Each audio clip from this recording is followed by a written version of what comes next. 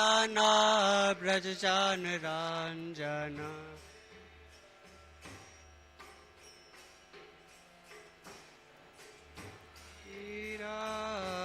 वनचारी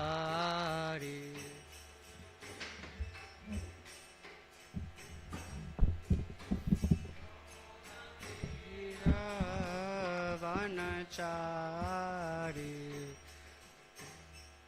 दमादव कुंज बिहारी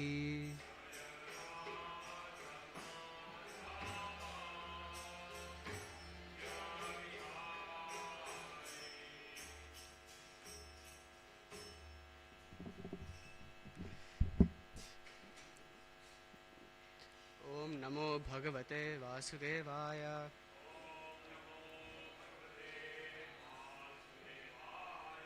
ओम नमो भगवते वासुदेवाय।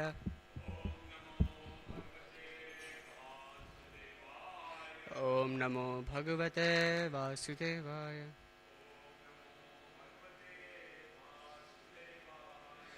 ओम अज्ञानतिमिरन्धस्य ज्ञानाञ्जनशलाकया चक्षुरुन्मीलितं येन तस्मै श्रीगुरवे नमः। श्रीचैतन्यमनोभीष्टं स्थापितं येन भूतले स्वयं रूप कदा मह्यं ददाति स्वपदान्तिकं।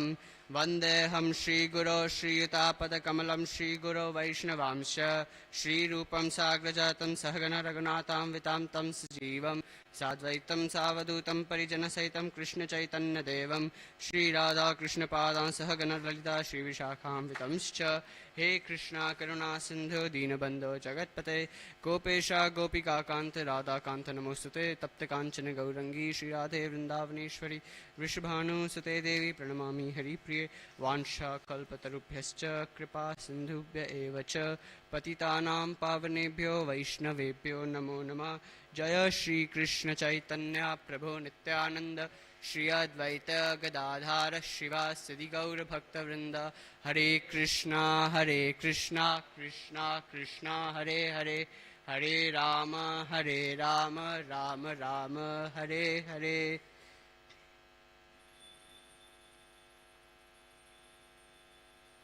So we are reading from Srimad Bhagavatam, Canto 4, Chapter 2, Text 10. Ayantu lokapalanam yasya agno nirapattapa sabdir archata pantha yena stabdena dushtita. Ayantu lokapalanam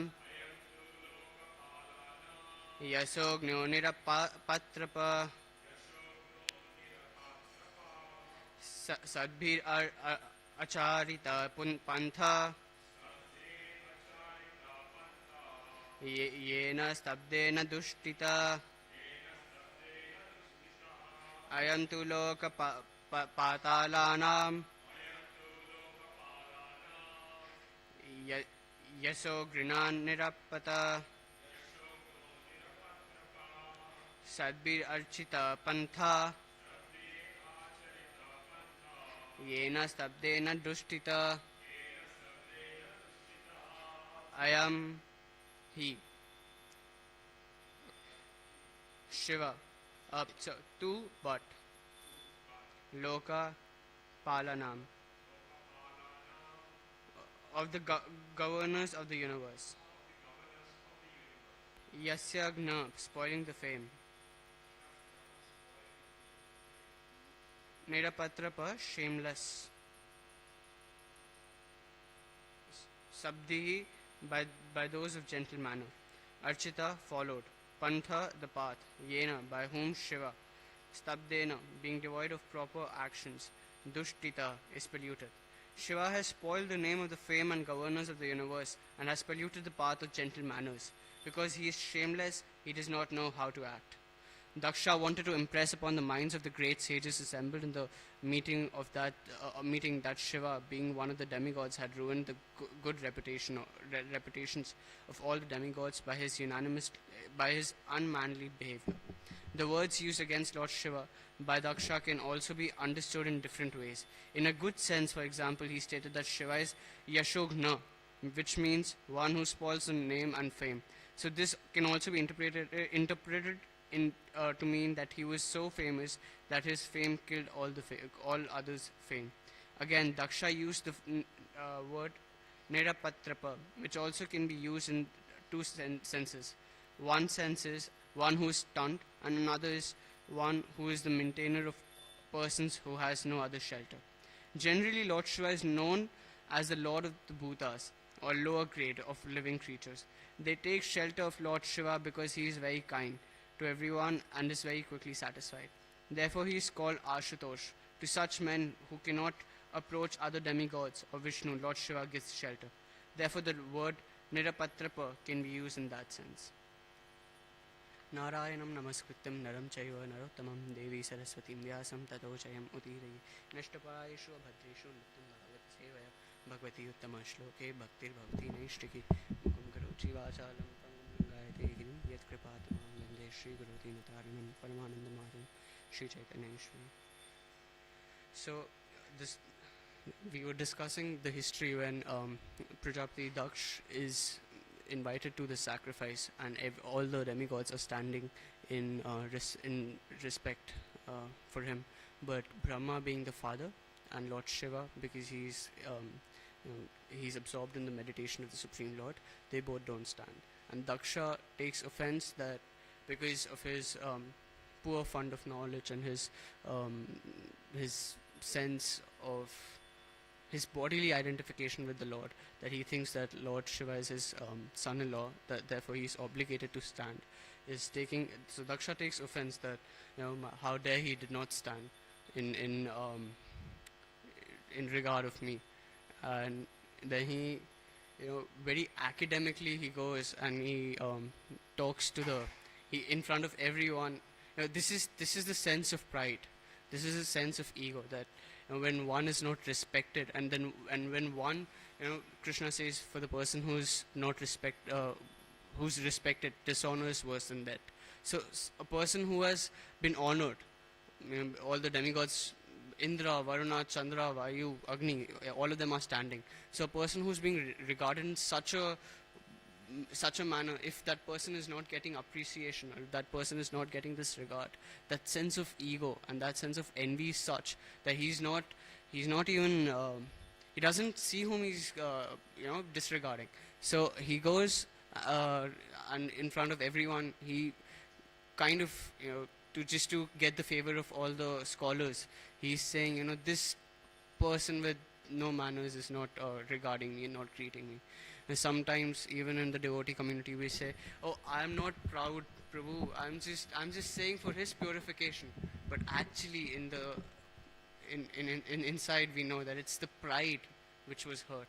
It was the ego which got hurt. The person did not regard me. The person did not wish me Hare Krishna.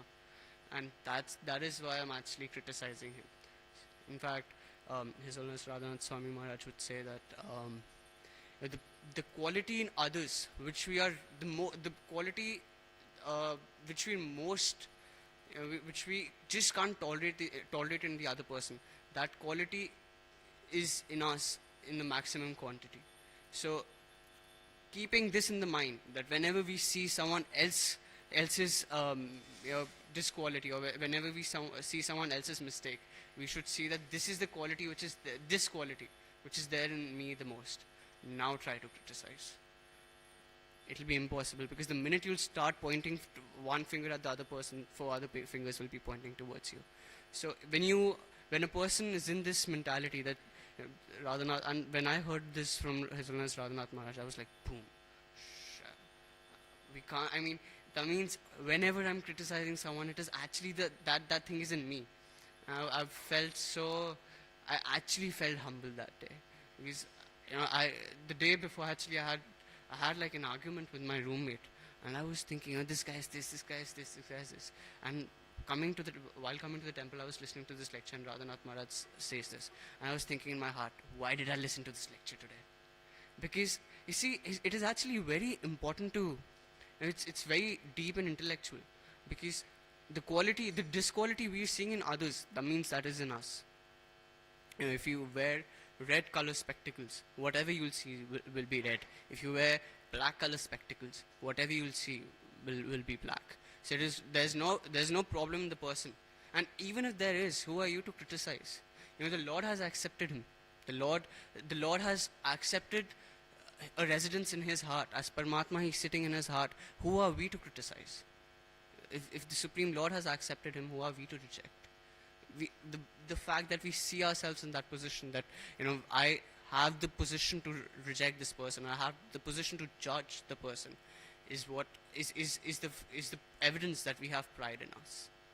So we see that Daksha, he's in this assembly of all the devas, and he's starting to criticize Vaishnavanam Yathashambhu, the supreme, the best devotee of the Lord, someone who loves the Lord so dearly. And you were talking about Lord Shiva's pastime last time when I was here, how Lord Shiva, when Lord Ram appeared, Lord Shiva went and how much he was craving to get the darshans of the Lord, and how beautifully he loved, and how beautifully he touched the Sudol hands and feet of the Lord, and he was seeing the hands of the Lord as Shankar Tripathi, and he was. So, if for some people who are not there, we'll just quickly, I'll just tell you the story.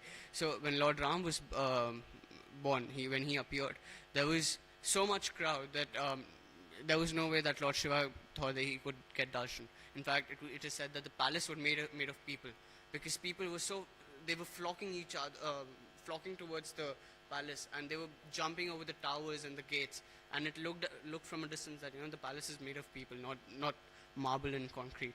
So when Lord Shiva sees that, he sees, no way I can get darshan of the Lord. So he thinks, what should I do? So he goes to the banks of Sarayu, and he starts weeping, and he starts meditating. And Kakbhushandi, who's also a very pure devotee of the Lord, he's meditating with him, and both of them are weeping that, oh Lord, I want to have a glimpse of your beautiful form. I want to see how that Supreme Personality of Godhead looks in his baby form. The beautiful Kamal Nayan, the beautiful lotus-like eyes, with beautiful Kunda-like teeth, with small hands, the Supreme Personality of Godhead, who's Parusham Righu, the ability in man to walk, when he's trying to learn how to walk holding Dashrath Maharaj's hands. So I want to witness that. And when he was thinking like this and he was weeping, Lord Ram in the palace started crying. And then someone, Parvati, who disguised as a toy seller, said that maybe someone has done some black magic on him. You should call some brahmanas to do this. And I know a very good brahmana. He's sitting on the banks of River Sayu. You should call him, and he might do something. So now when Lord Shiva, when he came to the gate, he was not allowed. But now royal kingsmen were sent to summon Lord Shiva. And Lord Shiva and Kakbhushanti, who comes as a Brahmana, Shankar Tripathi from Varanasi, he goes and he witnesses the darshan. He takes darshan of the Lord, and when he takes the darshan of the Lord, he just falls down flat, just like a danda, and he's weeping in front of the Lord. And then Kaushalya asks him that, do you know how to look at? Are you good at palmistry? And he says, yes, I am. I can tell you the future. I can predict the future of your son. So then Kaushalya asks him, oh, will he be a good son? And Lord Shiva says he'll be the best son. Will he be a good king? He'll be the best king the entire creation has ever witnessed. Will he have a good married life? Oh, his wife will be more beautiful than the billions of Lakshmis in Vaikuntha. And so this sweet pastime we were discussing last time. So Daksha over here, he's humiliating such a wonderful Vaishnava. And just to sometimes when we know we're on a prominent position, and we've got the capability in our hands to make someone else's life miserable. We know that people listen to us. We don't just criticize alone. We Just like how a bee goes to different flowers, we go to different people. We start criticizing. We take them in our party. We we do that. I've done that, and I've seen people do that. So we go to that person. We say, this person is this. This person is this. We've got this person's vote. Now we'll go. We'll do campaigning in some other province. So we go there, we get some votes from there, we get some votes from here, and collectively, when we know we're in power, we go and we go to those, or we just rant against the opposite party, and that this is the evil plan. So this is what Daksha is trying to do. He's trying to get support of various brahmanas and various demigods who are expert in the code of in the knowledge of the code of conduct and the shastras. And then, see, this is what happens when a person misuses their strength. The strength, they ultimately meet a very unfortunate fate. We see in the pastime of Parikshit Maharaj when Shringi, the son of when Shringi goes and Shringi curses Parikshit Maharaj that the person who has insulted my father will die within 7 days. That was the time when Brahmanas lost their power. We see that in Satya Treta Dwapar, when people would curse or when people would actually benedict someone, that curse would actually come true. But right now, if I curse someone that you will die within 7 days, that person will actually laugh at me back. We'll see, let's see. So this is there that when a person misuses their power, the Lord takes it away. So we see that during Parikshit Maharaj's pastime, Shringi cursed Parikshit, and a Brahmana using his strength to curse and using the power, the strength in an egoistic way, that power the Lord takes away, and that was the decline of the Brahmanical culture. And that was the on start of the Kali Yuga, because till 100 years Parikshit Maharaj was such a virtuous king that he wouldn't let Kali enter his kingdom. But when this act of egoism happened, when Shringi cursed, the Brahmanas lost their piety, their purity. And that is why a lot of Putra Kamishti Yagya, Ashwamed Yagya, Rajasuya Yagya, they're banned in Kali Yuga. You don't have Brahmanas putting obligations of ghee in the fire and a person oozing out with kheer and saying that just give it to your wife and she'll have a beautiful son. You don't have that anymore, because Brahmanas are not that potent. Why? Because we saw a Brahmana misuse their strength to humiliate such an exalted Vaishnava. We see this in Maharaj Amrish's pastime. Durvasa, he's such an exalted sage. He's a sadhu. He's a muni, and he curses Amrish Maharaj, and he meets his fate when Lord Sudarshan Chakra is chasing him. So we see that whenever we misuse the power we have, even if we have influence on people, if we are determined to misuse it, and if we misuse it to criticize or to gang up on a person, especially in this case on a Vaishnava, and in this case the best Vaishnava, the most exalted Vaishnava, we see the fate Daksha met. He was so proud, me, that ultimately he got the head of a goat, and the goat, what sound does it make? So that is this is what we see, that through shastras, this is what they're trying to tell us, that apart from chanting the Hare Krishna Mahamantra, we should also have a Vaishnav demeanor. We should also have a good character, because Prabhupada would say, my disciples are like perfect gentlemen and gentlewomen. So even if in this devotee community, if you're doing this, then our Harinam wouldn't have a lot of potency. Our chanting will not have potency. Our Kirtan, our deity worship, our bhajan will not have a lot of potency in us, because we see Daksha was actually a Vaishnava. In the examples given in Bhagavatam of devotees of bhakti performed in Rajogun, Satogun, and Tamogun, Daksha falls under the example of bhakti performed in Tamogun.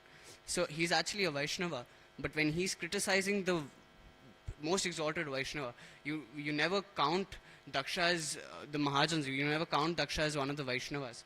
So You know, we this is what we see, that even if you are a devotee, but if you're not having a good character, if you are egoistic, if you are envious, then Krishna wouldn't really. Krishna does accept everyone, but you will not get the potency you should by chanting the Harinam. So you know, this.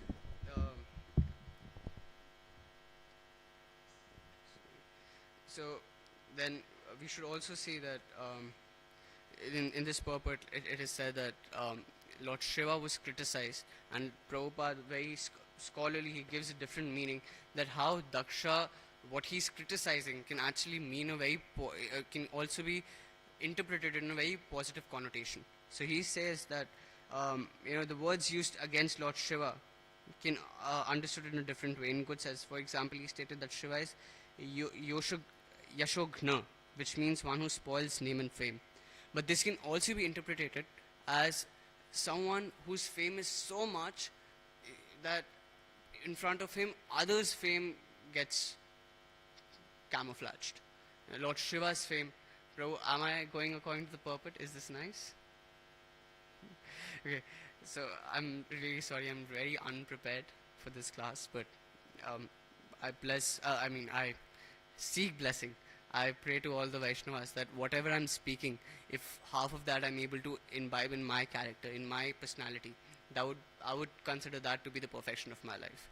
So Lord Shiva is saying that Lord Daksha says that he's Yashogna, but ultimately Lord Shiva's Yasha is so much, his power, his fame is so much that in front of him, others' fame seems petty. We don't see any temples of Daksha, but any Sanatani temple we go, we see a Shiva Lingam. We see Lord Shiva's deity. We worship Lord Shiva. So his yasha is far more great, far more widespread than the yasha of Daksha. So, and Daksha says Nirapatrapa, which can also be interpreted in two senses. One sense is one who is stunned, and another sense is one who is the maintainer of the persons who have no other shelter. You see, the worst batch gets the best teacher. In a school, all the Shararti bachas, the kids who are rowdy, the kids who just don't want to listen, just don't want to study, they get the best teacher. They're like, हमसे तो नहीं होगा, आप ही पढ़ा लो इन्हें. The principal is like that. We can't teach him. Only आपकी इनकी नैया बस आप ही पार करा सकते हो. Only you can save them. So the worst batch gets the best teacher. That's why we see that all the ghosts, goblins, rakshasas, they all worship Lord Shiva, because Lord Shiva is the best teacher, and in this hope that if this best teacher is able to give them some knowledge, some intelligence, then maybe they have some hope. So the worst batch gets the best teacher here. So Lord Shiva, being the Lord of the Tamogun, he's not really affected, he's not under the influence of Tamogun, but he's a Lord of it. When he's with Maya, it's not that Lord Shiva is lusty behind Parvati, Devi Maya. The person who keeps Maya on his lap and speaks Srimad Bhagavatam, we see in the pastime of Chitraketu Maharaj. He's keeping Parvati on his lap and speaking Srimad Bhagavatam. Such a self-control and such a determined person. His fame is being talked about, and we see that the person in front of whom everyone's fame is diminished, and the person who is such a nice teacher that he can make anyone a pure devotee. We see so many examples. There's this story, and this pastime comes that once there was a Brahmana who prayed to Lord Shiva, and he prayed to Lord Shiva so much that he, with so much love and so much intensity, so much absorption, he would pray to Lord Shiva. He would offer bilva leaves, he would go, he would get lotus flowers, he would get sandalwood pulp, he would anoint it, he would do Rudrabhishekam for his Shiva Lingam, and he would so, with all love and all faith, he would serve Lord Shiva. And it so happened that once Lord Shiva just appeared in front of him, and he said, I'm really happy with your loving devotional service. How can I please you? What do you want from me? So he says, oh my Lord, I love you. I don't really want anything. In fact, I didn't even expect you to appear in front of me. I just love you and I just want to serve you, my Lord. So so Lord Shiva said, "Wow, that is very rare for someone to say, because I've got devotees like Ravan who want my own wife, who want the whole Lanka. We're going, we're drifting from this story, but this story is very interesting. So once Ravan goes, once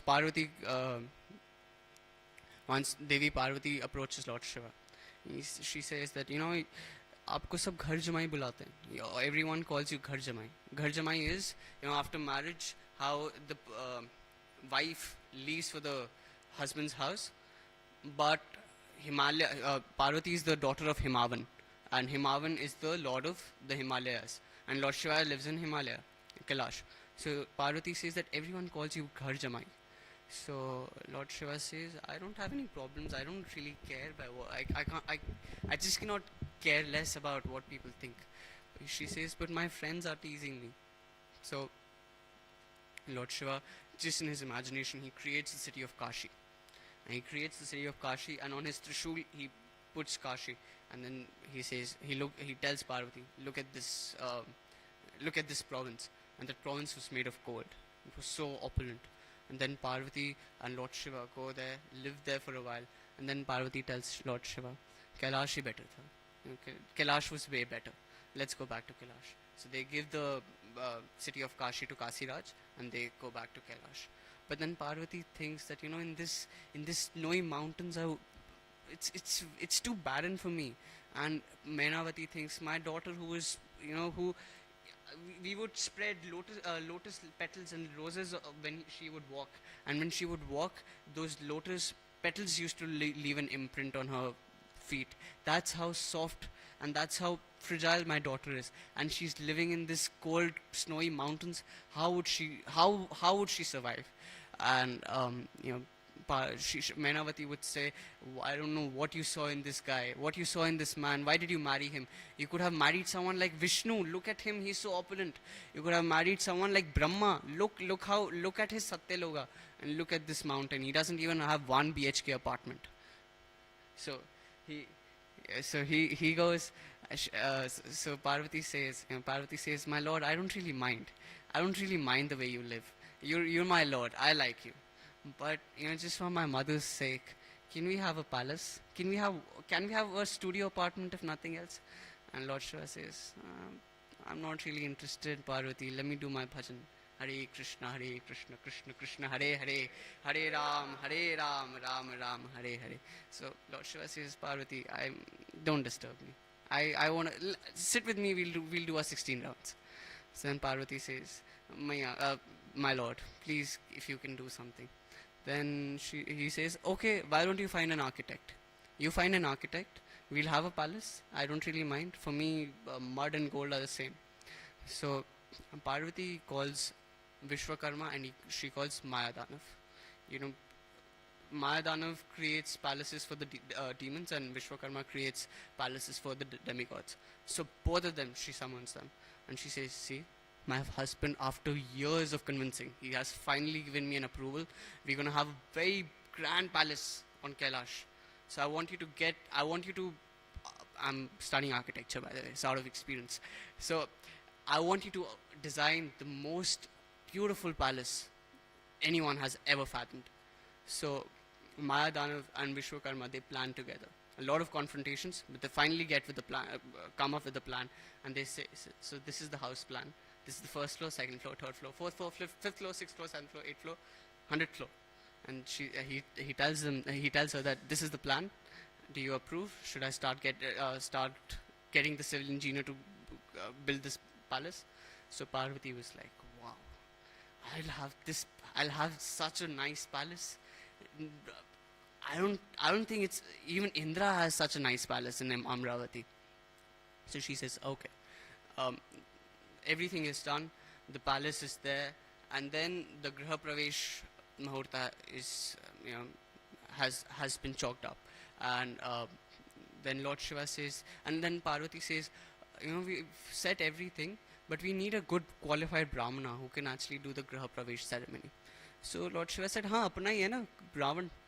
He's just like our son. He's the greatest devotee, and he's such a Prakhan Pandit. He's such a such an erudite scholar. He's such a nice Brahmana.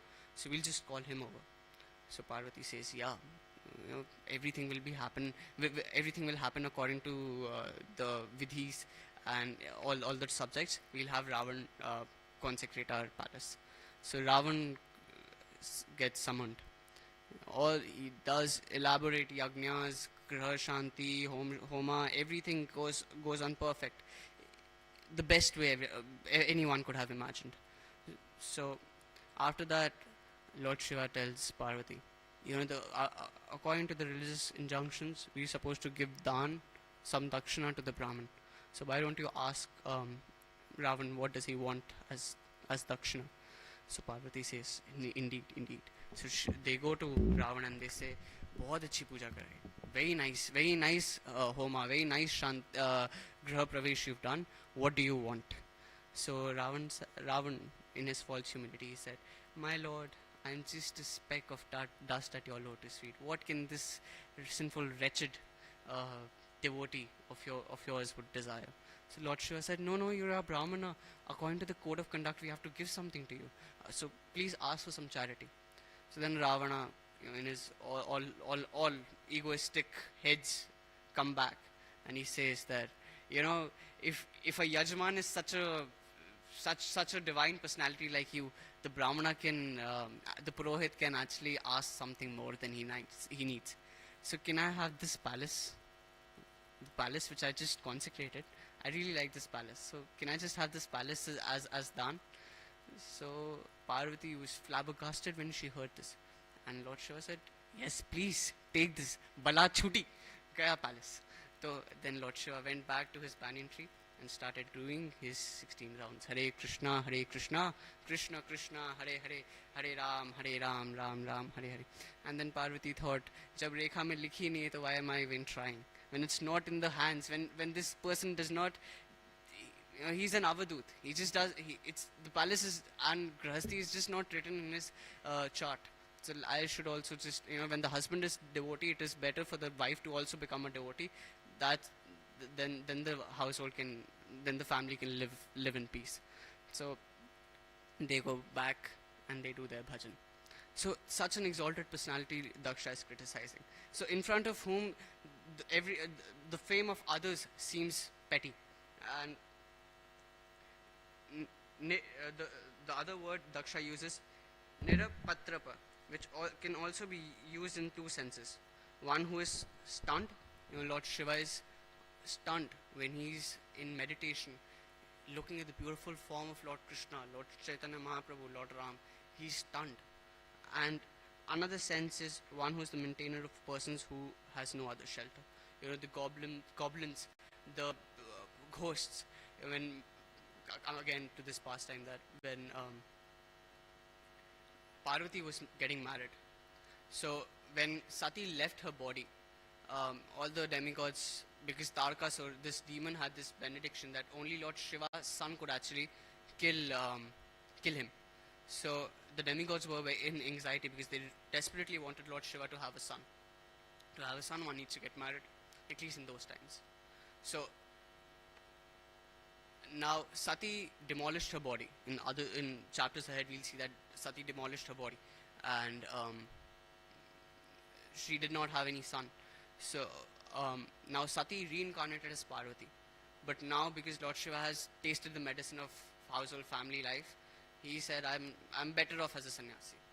So he goes back to his cave and he's absorbed in his meditation. But now demigods want a son.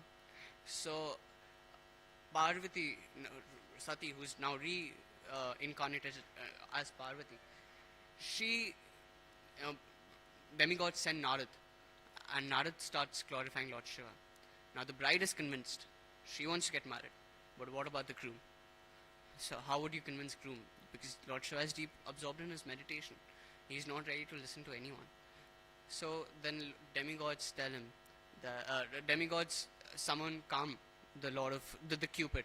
They said that go with your wife Rati to Lord Shiva and shoot some arrows of love, and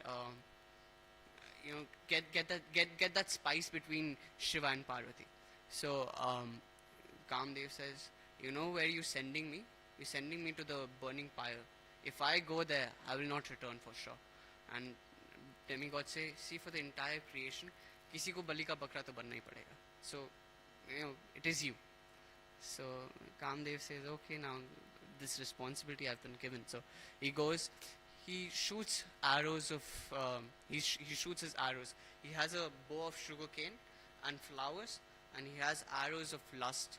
So he shoots his arrows on Lord Shiva, and he shoots arrows in the air, and the whole snowy cave becomes like a beautiful spring kunja. And when Lord Shiva opens his eyes, he thinks that this is the time of winter. Why is the spring flowers, and that too on the Himalayas? Where are these spring flowers coming from? And then he sees who is this beautiful? Who is this lady standing next to me? It was actually Parvati. And then he sees Kamdev hiding behind the tree. And Lord Shiva realized what the whole scene was. And his third eye opened, and he just burnt Kam and made him Ananga. Ananga means without a physical form. And then Rati prayed to him that, "My Lord, you vanquished you just killed my husband. The demigods wanted to reunite you guys, but you just killed my husband. You killed my spouse." And he said that again, when Lord Krishna will be born, when in Dwapara Yuga Krishna will appear, Kamdev will appear as his son, and you can reunite with him. So then Parvati does tapasya. She performs austerities, and cut to the chase. When the groom agrees and they decide on the marriage date. All of them decide this marriage, and then Menavati, on the day of marriage, on the balcony of the palace, she's anticipating, and she's desperately waiting to see who's the dulha, who's the groom. And she sees the barat. Everyone knows what a barat is. Barat is a procession where in Indian culture, when a groom gets married, he comes on with all his family members and friends to the ladies, to the bride's house, and that's where they get married. So it's a very royal procession. It's groom's relatives and friends, they're all dancing and everything is happening.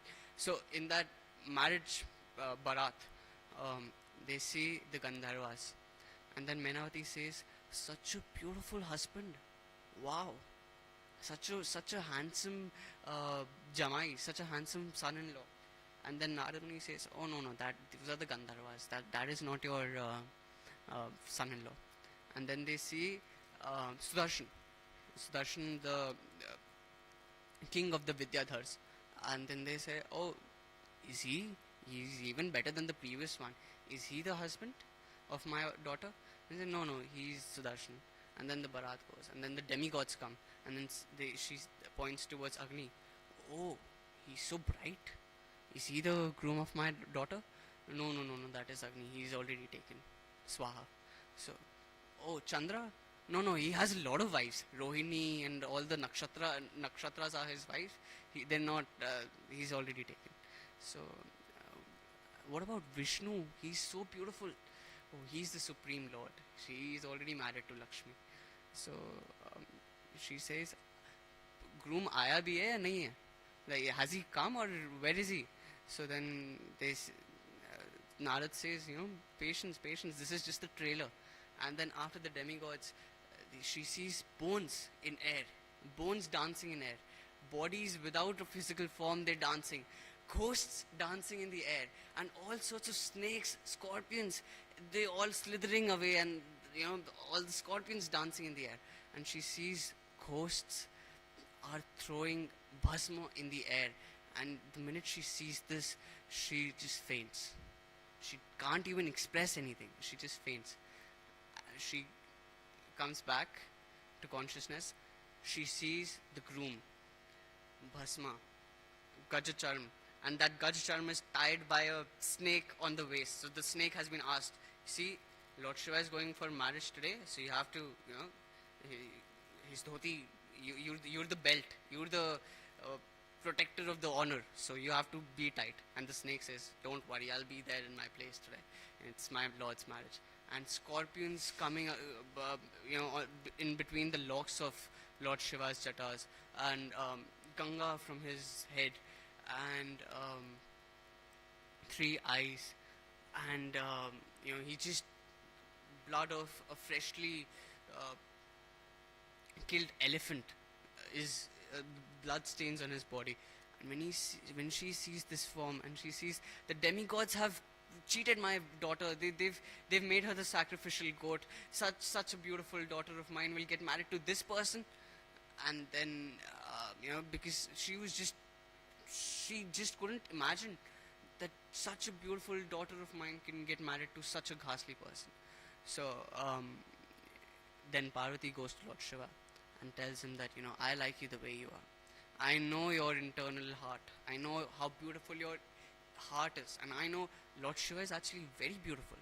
Karpura Gauram Karunavataram Samsara Saram Bhujagendaharam Sadavasantam Hridyani Vinde Bhavam Bhavami Saitam Navami. He's actually very beautiful.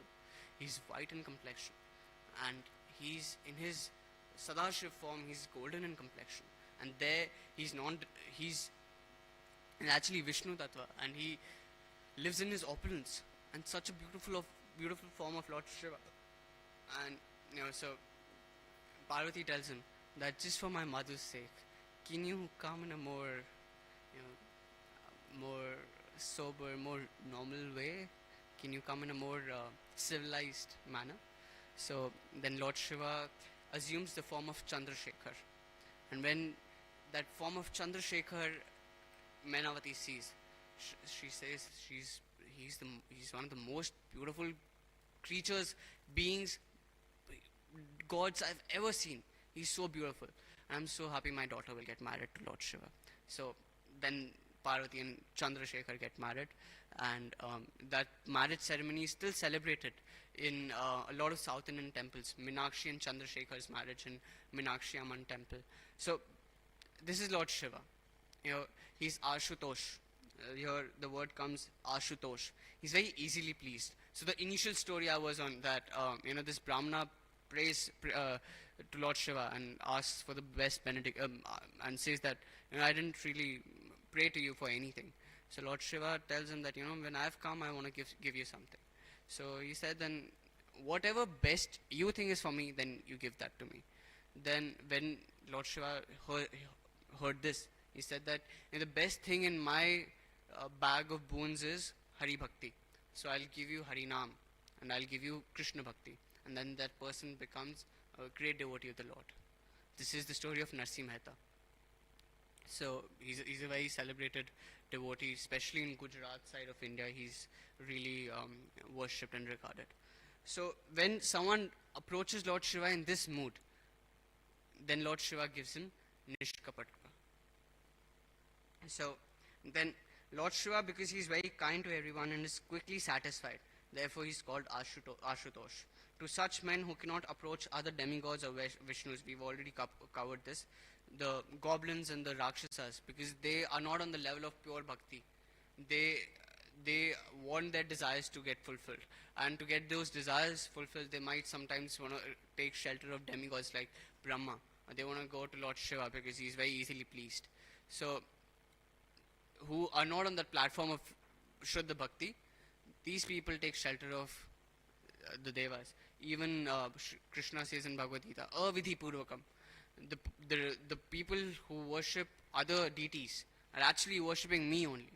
But they're worshipping me Avidhi Purvakam. And they're worshipping, technically, all the Devas are on the body of the Virata Purusha. So if someone is worshipping a Devta, he's actually worshipping the hand of the Lord. He's worshipping the feet of the Lord. He's worshipping the navel of the Lord. So, but they're worshipping Avidhi Purvakam, Krishna says. So, we actually, a similar perspective we see in Krishna Lila. Now we'll jump to Krishna Lila. When Krishna was lifting the Govardhan and Indra, out of his pride, he tells all the demigods, Vachalam, Balisham Stabdam, Agyam Pandita Manina, Krishna Martam Upashritya, Gopamesha, Kuru Priyam. So he says, oh, Krishna is Balisham, he's childlike. He's Vachalam. He's too talkative. 7-year-old small child and speaking such vast words. You know, you should not worship the demigods. You should worship the hill, and all these stupid Brajvasis are actually listening to this child. So Vachalam, he's too talkative, and he's Balisham. He's childlike. He's foolish. Stabdam, and he's so arrogant. You know, he thinks that whatever he says is right, and everyone is supposed to follow that. So he's Stabdam, Agyam Panditamanina. And after this also he thinks himself to be a big Pandit. But then Vagdevi or Saraswati did not have the audacity to convey this to Krishna as it is, that Indra said this to you. So she, being Vagdevi, she twisted the words and she tells Krishna, "Oh Krishna, Indra is actually glorifying you. He's saying that you're Vachalam. You're so advanced in your knowledge of speech that there's no one who can talk like you. 700 shlokas of Bhagavad Gita in 1.5 hour, in half an hour, no one can do that. So Vachalam and Balisham. Oh Krishna, you are not childish, you are childlike. That you the supreme personality of Godhead, but still you just to increase the love of the Vrajavasis, you doing this childlike pastimes. And Stabdam. Krishna, you don't bow down in front of anyone because you don't have to. You're the supreme personality of Godhead. So you know, you don't bow down in front of anyone. You're stubborn. You're stubborn because you are the supreme creator. So Agyam and Pandita Manana. And this is not what I am saying. All the Panditas have this viewpoint. Pandita Manana. So then Vagdevi, she twisted these words of Indra, and what were words of criticism came as words of appreciation. And you know, Krishna was like, okay, Indra is appreciating me. Nice. So then we know that how Indra finally, when in Govardhan, he does the Abhishek of the Lord. He actually goes to Brahma and tells him that I've actually done a very big blunder. And Brahma asks Indra, and Brahma is like, please tell me you haven't humiliated Krishna. And Indra is like, that is exactly what I did. And Brahma said, in Brahma Vimohan Leela I did that too. And then he said, no, what should we do? So said, see, actually when I did an offense, I did a more grave, I did a graver offense than you. I actually separated Krishna with his cowherd boys for a year. But you've united the Brajbasis and the Gopis for 7 days and 7 nights. So Krishna will not be that mad at you. But just to be on a safer side, why don't you take Surbhi cows? Krishna loves cows. He's Gopala. He's Govinda. So you take a cow, and then the cow can put the Surabhi cows can put in a word for you, and then after that, Krishna might forgive you. So, after that, it's okay, bro. It's okay. It's okay. It's okay. So after that, Indra goes, and when Indra goes there, Indra is actually hiding, and Surabhi cows are let in first. Surabhi cows go and they glorify the Supreme Personality of Godhead, and then they worship him. And then Krishna says, who is that person standing behind you? And then Indra comes with his ID card, offensive demigod. I'm sorry, my lord. I'm sorry what I did. I shouldn't have done that. I'm sorry. I was struck by my ego. I was striking you with the thunderbolts of rain and everything, but I was actually struck by the thunderbolt of ego myself, my lord. I'm sorry. And then the Lord, being the compassionate supreme Lord he forgives Indra. So we see, even Lord Shiva forgives Daksha at the end. He does not hold any grudges against Daksha. Daksha, because of Daksha, Lord lost his wife. Sati demolished her body in the Yagya Kund, but Lord did not have any animosity. And this is the generosity and this is the greatness of the Lord. This is the person whom Daksha is so shamelessly humiliating, trying to take sides, trying to win votes and criticize the Lord. This is Lord Shiva. When he forgives Daksha, he does not have any animosity or any grudges against him. This is the greatness of divine beings. I think it's time we should stop here for any questions, comments, or suggestions. Grantraj Srimad Bhagavatam ki jai. Yes, Prabhu.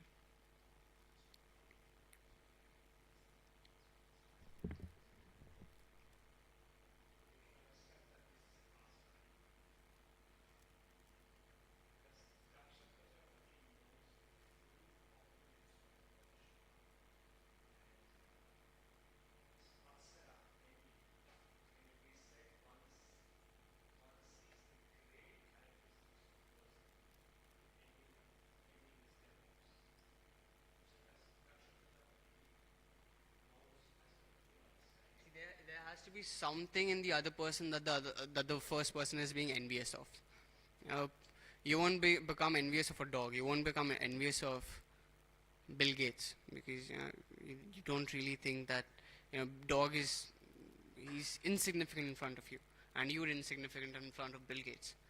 But someone in your same field, in who's having the same caliber as you, let's say I'm an architect, and one more person is also an architect, and before him I was the person who was appreciated, and now when this person comes, he's taking away my thunder, he's taking away all the appreciation which was mine. Now it's being distributed between us, or it's all gone to him. So then I will develop envy toward this person. Otherwise, why Daksha wouldn't be envious to me? I'm insignificant in front of Daksha. So this in itself proves that Daksha knew the power of the Lord. He knew the potency and the greatness of Lord Shiva, and still it was because Daksha was envious. He was proud. It was not that Daksha was doing out of ignorance or out of foolishness. Daksha is a Prajapati. He knows that Lord Shiva is a Gunavatar. He's the destroyer. He's on a prominent position. But he thinks himself to be on a greater prominent position. He is my son-in-law. How dare he not stand up and bow down in front of me? That is his ego speaking. So, yeah, by that sense, Daksha knows what he's talking about, and what he's in full knowledge of everything. And yes, envy develops to a person who is in the same field as you, or who the familiarity breeds contempt. So something common. Does that answer your question?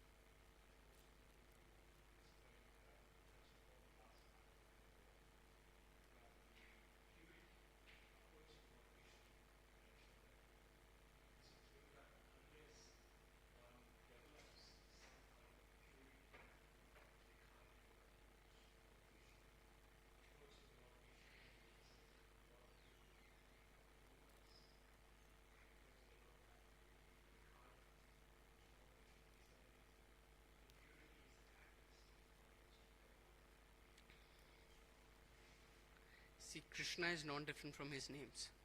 And yesterday night, Toshan Prabhu was telling me that, we Vaishnavas, we think that Harinam is more potent than the mantras of the Rig, Yajur, Sam, and Athar Vedas.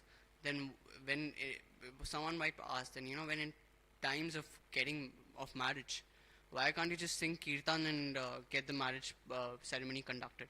Why do you need? Why do you take shelter of the mantras at that point in time? Then someone can actually ask this question that if Harinam, if according to you Harinam is so potent, why do you need to take shelter of the Vedic mantras during a marriage ceremony, during the Jata Samskara ceremony? So Toshan Prabhu said that he quoted Jeev Goswami, and he said that this is because we Vaishnavas think that Harinam is so potent that it need not get wasted on something as mere as getting married. Are you getting the point?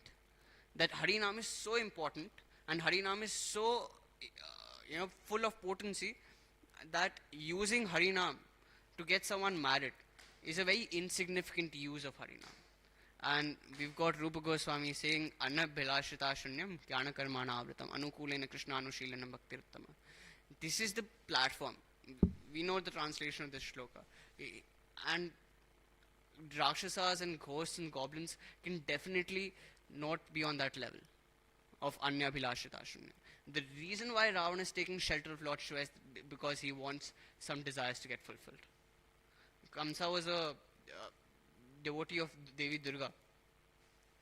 But when Durga came as the eighth daughter, and she warned him that, Kamsa, there's still time, you get a handle of yourself. Did Kamsa listen? No. He still went on with his sinful activities. So these Rakshasas or the ghosts, they cannot even fathom the level of Shraddha Bhakti. That is why all these gods, being the Vaishnavas, they take they just like how Guru takes our karma, they get them in their shelter. The Guru gives us shelter. Lord Shiva gives him shelter. Ravan. In fact, when it was Ramayana war was going on, Ravan prayed to Lord Shiva and said, I'm the greatest devotee of you, so why don't you take my side in the war? So Lord Shiva said, I'll take your side. I'll give in a form of advice. Give Sita back to Ram and fall down at his lotus feet and beg forgiveness. And Ravan, out of his ego, he said, no, I won't do that. And Lord Shiva said, then prepare yourself for death. What can I do? And he goes back. So these Rakshasas, they don't have even that much purity to understand this. Ravan might be a great Pandit, but he did not see Lord Ram's divine qualities. Whereas Shabri was able to see that my Supreme Lord has come to the um, to the cottage and to the ashram of Matang Rishi. She could immediately recognize Lord Ram as the Supreme Lord. So, you know, so many opportunities were given to Ravan, but he did not listen. So they don't have that purity to approach Lord Vishnu. Uh,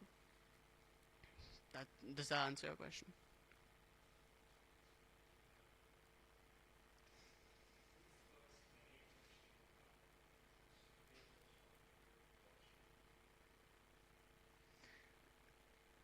As far as my limited knowledge, it is Shukdev. Actually, it is it is Lord Shiva, because we see that in Bhagavatam, the story where Shuka, when Krishna leaves the the planet and he goes back, so Shuka stays back. Shuka is the parrot of Srimati Radharani, and he's given this order that you should preach the glory, the Bhagavad Dharma. You are supposed, whatever pastimes you've seen, you witnessed, you share that with the world. And Shukat, being the humble devotee, he thinks that I haven't had enough association. I haven't heard the glories of the Lord enough. So I should listen to the glories of the Lord from a Mahabhagavat. And he goes to Kailash, where he knows that this secret gets revealed to him, that Lord Shiva is telling Parvati Srimad Bhagavatam, and it is a very intimate affair. So then Shuka goes, and in some burrows he's sitting there and he's listening to Srimad Bhagavatam. So that story comes. So but in this, if we take this story as evidence, then yes, Lord Shiva spoke Srimad Bhagavatam. And then obviously Srimad Bhagavatam, Vyasa, how when Shukdev came out from the womb of um, the wife of Vyasa, he acts as a Mayavadi, impersonalist, and he's not Mayavadi, but yes, you can say impersonalist, Brahmavad. So he acts as an impersonalist, and then Vyas sends his disciples, and they recite Bhagavatam, and then he comes back, and Vyas enlightens him in the Bhagavad Dharma, and then he preaches it to Parishad Maharaj. And then Sutta Goswami and the Shaunakadi rishis and everyone, and in Naimasharanya, then they listen to that. So by this story, yes, Lord Shiva was the one who spoke Srimad Bhagavatam. Yes, bro.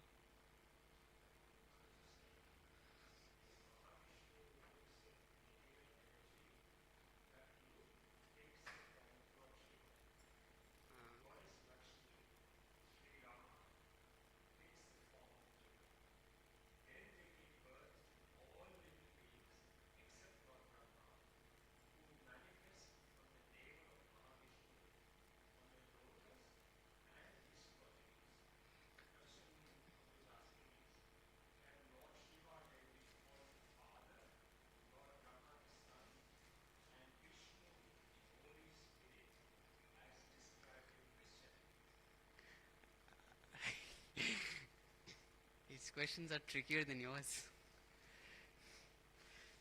I was actually about to speak on this topic tomorrow.